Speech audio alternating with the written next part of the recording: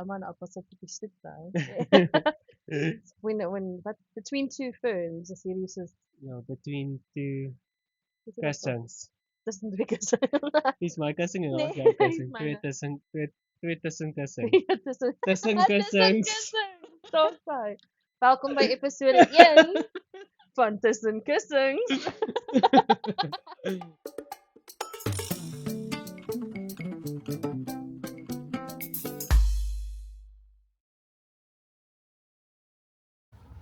Goeiedag, ek is Justin Terblanche.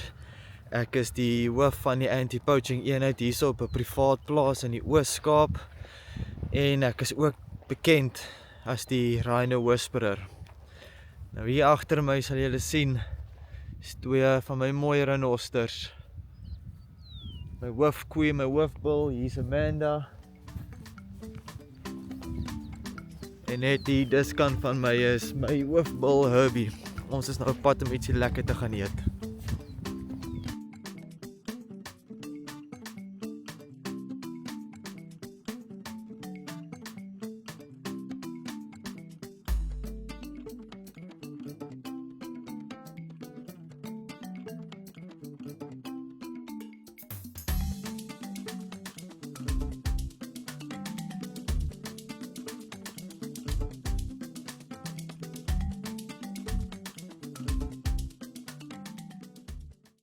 Wow. Okay, so ek het letterlik, ek raak emosioneel nou.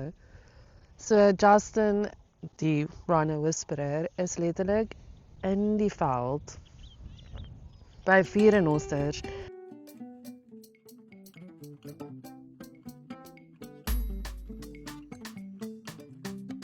So ons is by die Rana Kouga Sanctuary.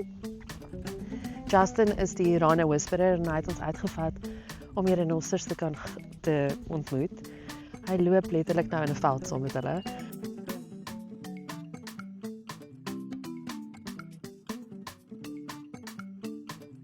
Ons het nou die wonderlikste oggend gehad met dus kyk vir sy naam ek kan onthou Amanda, Tiffany, Brittany en Herbie.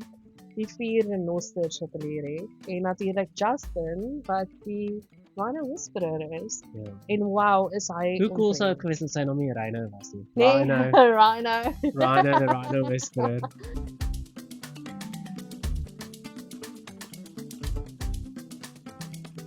Ek het gedink ek gaan bang wees, maar ek was so naby aan die renosters en ek was nie bang nie. Ja, En ek was so rustig. dit was baie rustig geweest.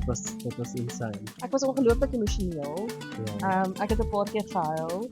Dit is die mag van hulle en hoe groot hulle is my amazing.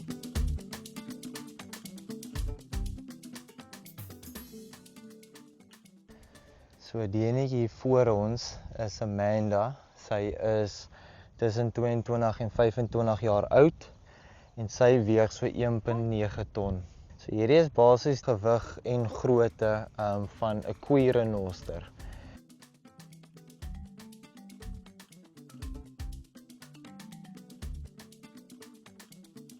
Nou die rede hoekom Brittany daarso so 'n platpunt horing het en Herbie hierso.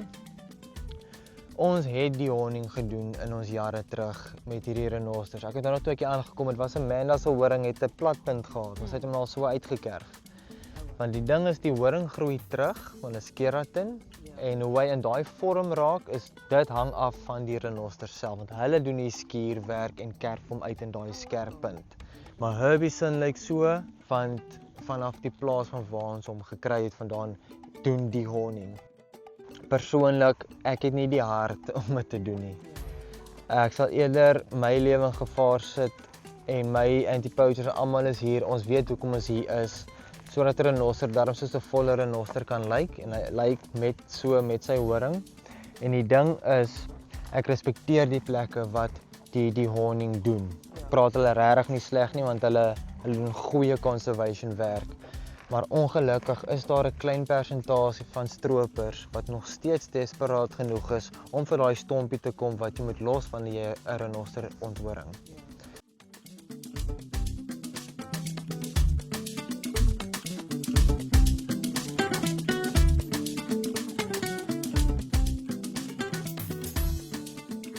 op pad soontoe, wat hy sy storie vertel het, die manier wat hy met soveel passie praat, Ja. is regtig Dis inspirerend. beter wanneer jy iemand met soveel ambisie kry vir wat hy Ja. het en passie het. Mm.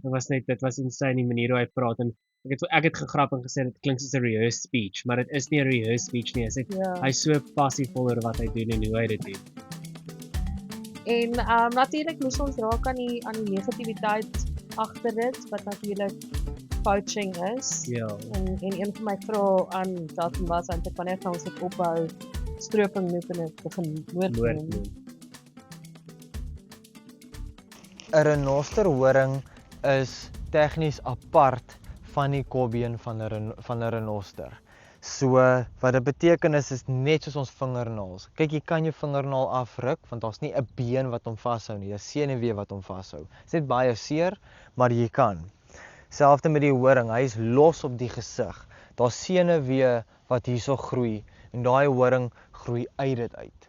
So wat met hierdie renoster gebeur het is die stroopers het 'n lem, baie skerp lem deur daai senuwee gedruk. Hulle het die lem gedraai en so die horings afgeval. Dis hoekom jy niks merke op hierdie kobbeen sien nie. Maar dit is ongelukkig nog steeds 'n verskriklike seer hoe kan ek sê wond vir die renosters en hulle kan ook so doodgaan. Maar hierdie is seker een van die skaarsste maniere hoe 'n stroper 'n renoster sal stroop. Hulle het baie wreder maniere hoe hulle dit doen.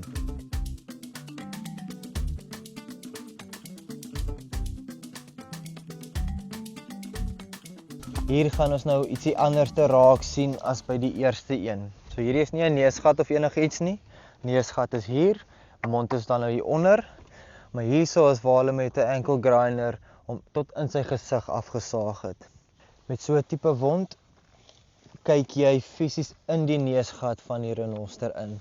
En jy kan sien dit is 'n dun snymerk wat so af en so af is. So hierdie lyk vir my ook maar dat dit soos 'n ankle grinder was. Maar ek weet stroopers gebruik ankle grinders, kettingsae of byle om die horing af te kap. Hulle kap nie 'n stukkie van daai horing af nie, hulle kap 'n stuk van die gesig uit. Hier staan merke vir die klein horing. Ek meen die oog is net daar. So hierdie mense worry nie. Nou die ander vraag sal wees is hoe kom die mense by die renoster uit? En hierdie is 'n verskriklike wrede verhaal as ek nou maar so kan sê, maar ek gaan dit met julle deel want dit is vir my belangrik dat mense weet wat hierdie dier eintlik deurgaan en hierdie is hoekom die diere so onder stres is. Want die stroper sal jou renoster skiet. Hy sal nie altyd doodgaan van daai skoot nie. Dan sal jou renoster begin hardloop, maar hy gaan begin stadiger hardloop want hy is besig om bloed te verloor en hy het pyn. Dan sal die ouens hulle pangas of hulle byle soos 'n tipe slaanwapen sal hulle uithaal. En as jy kyk hier na Britney, kyk na haar enkels. Sien julle hoe dun is daai enkels? Hulle slaan daai enkels af terwyl die renoster hardloop. En hulle begin net so slaan. Partymal kry jy sulke slices oor die sye van die dier.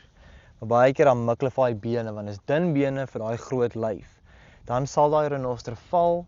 Partymal breek hulle selfs hulle bene in daai proses.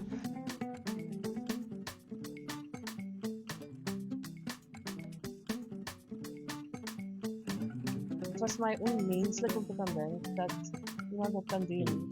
Aan hierdie pragtige diere wat hier voor my staan, letterlik net daar.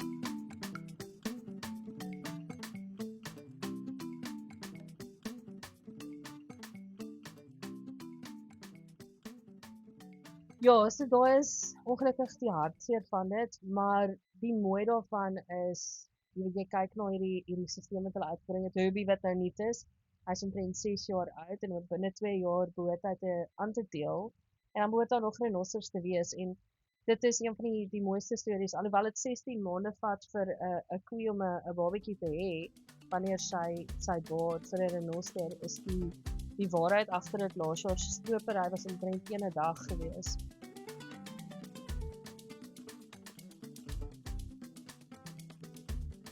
So is absoluut fantasties om te sien dat daar 'n instansie is soos Kogarano Sanctuary waar hulle regtig hard probeer dat hierdie renosters voortleef.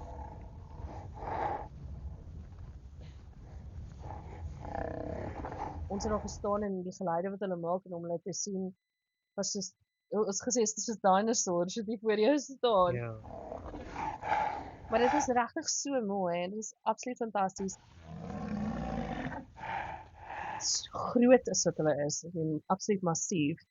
En daai oomblik voel jy's so klein, nie net fisies nie, maar dat ons nie meer doen nie.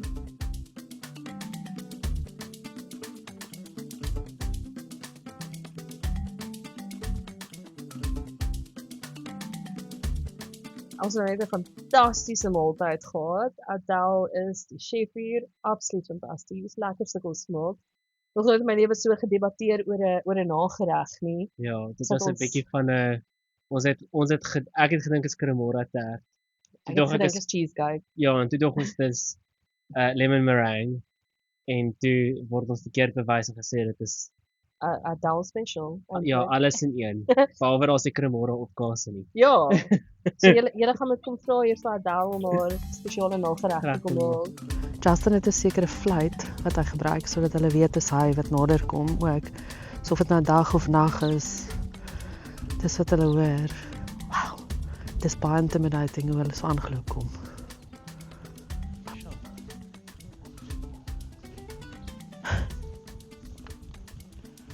Kyk hoe vertrou hulle hom net.